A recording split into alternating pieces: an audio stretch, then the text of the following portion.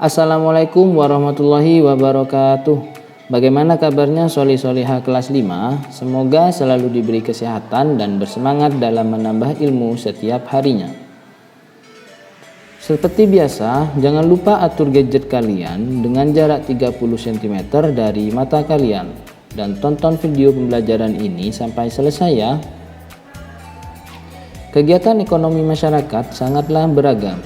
Mari kita pelajari jenis-jenis kegiatan ekonomi masyarakat. Kegiatan ekonomi masyarakat berkaitan erat dengan pemenuhan kebutuhan hidup. Kebutuhan hidup masyarakat yang beragam sesuai dengan kondisi alam pada daerah masing-masing.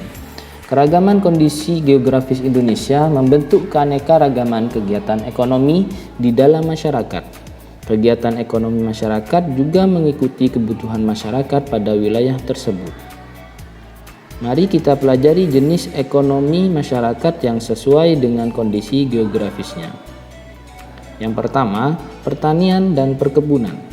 Kegiatan ekonomi pertanian dan perkebunan banyak terdapat di daerah pedesaan dan pegunungan, karena di sanalah berbagai jenis tanaman tumbuh subur.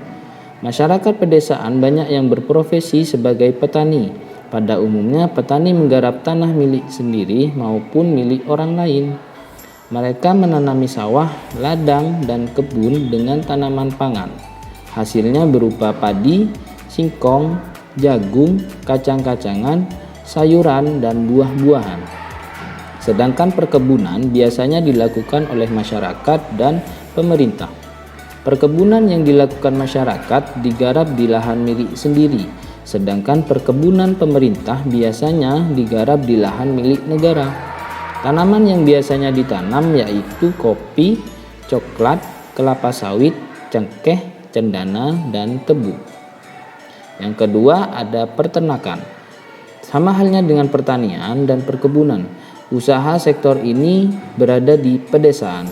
Usaha peternakan meliputi pembudidayaan hewan yang diambil hasil seperti daging, telur, dan susunya.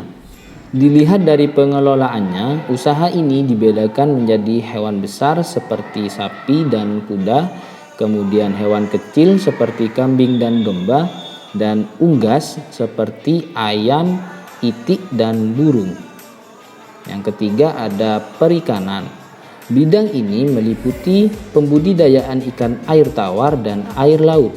Usaha perikanan air tawar dilakukan di sungai, waduk, empang, danau, tambak, dan kolam. Hasil panennya berupa ikan gurami, nila, bawal, lele, ikan mas, dan mujair. Sementara usaha perikanan air laut dilakukan di pantai dan lautan. Hasilnya berupa ikan laut, udang, kerang, cumi, dan rumput laut. Kemudian yang keempat yaitu kehutanan. Usaha ekonomi di bidang ini menghasilkan bahan baku industri dan bangunan seperti kayu meranti, pinus, jati, damar, dan ulin. Hanya saja harus diikuti dengan penanaman kembali pohon-pohon yang sudah ditebang. Hal itu supaya tidak merusak lingkungan dan tidak menyebabkan longsor atau banjir. Yang kelima, pertambangan. Usaha pertambangan dapat menghasilkan bahan tambang logam, non-logam, dan sumber energi. Emas, perak, timah, tembaga, besi, batu gamping, gipsum, minyak bumi, gas alam adalah contoh hasil dari pertambangan. Usaha tambang dapat meningkatkan perekonomian masyarakat secara cepat karena memiliki harga jual yang mahal. Tetapi barang tambang merupakan sumber daya alam yang tidak dapat diperbarui. Jika habis, kita sulit untuk mendapatkannya kembali. Yang keenam yaitu perdagangan. Perdagangan merupakan kegiatan pengumpulan dan menyalurkan barang-barang hasil produksi pada konsumen. Usaha perdagangan bisa dibedakan menjadi pedagang kecil dan pedagang besar. Pedagang kecil menjual barang eceran kepada pembeli. Pedagang kecil biasanya memperoleh barang dagangan dari pedagang besar dan biasanya membuka usahanya di rumah atau menyewa tempat di pasar. Contohnya, warung, toko, dan pedagang kaki lima. Pedagang besar biasanya memperoleh barangnya langsung dari pabrik. Pedagang besar biasanya membeli barang dalam jumlah banyak dan menjualnya ke pedagang kecil. Pedagang besar biasanya disebut grosir. Usaha sektor perdagangan sangat cepat berkembang di zaman internet ini. Dengan modal media sosial, kita dengan mudah bertransaksi dan orang yang tidak kita kenal di berbagai wilayah Indonesia, bahkan dunia. Perdagangan yang dilakukan bukan hanya antar pribadi, tetapi juga antar negara dalam bentuk ekspor dan impor. Yang ketujuh, ada perindustrian.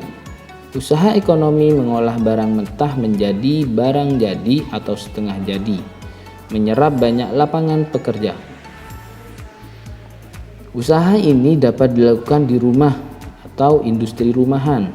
Industri rumah hanya dilakukan oleh sedikit orang, modal kecil dan bisa dikerjakan menggunakan tangan. Ada juga industri berskala sedang dan besar. Industri besar dilakukan oleh pabrik-pabrik yang memiliki tenaga kerja yang besar dan peralatan modern. Contoh bidang ini adalah pabrik sandal, pabrik makanan, pabrik minuman, dan pabrik kaleng. Yang terakhir ada pelayanan jasa. Usaha ini umumnya memberikan sesuatu yang diperlukan oleh orang lain atau melayani konsumen atau masyarakat dalam bentuk pelayanan, seperti dokter, arsitek, ojek atau ojek online, asuransi, optik, dan lain-lain. Kegiatan ekonomi dilakukan oleh orang untuk mencari nafkah. Begitu juga orang tua kalian melakukan kegiatan ekonomi untuk memenuhi kebutuhan keluarga kalian. Orang yang bekerja mencari nafkah untuk keluarganya termasuk fisabilillah atau beribadah di jalan Allah.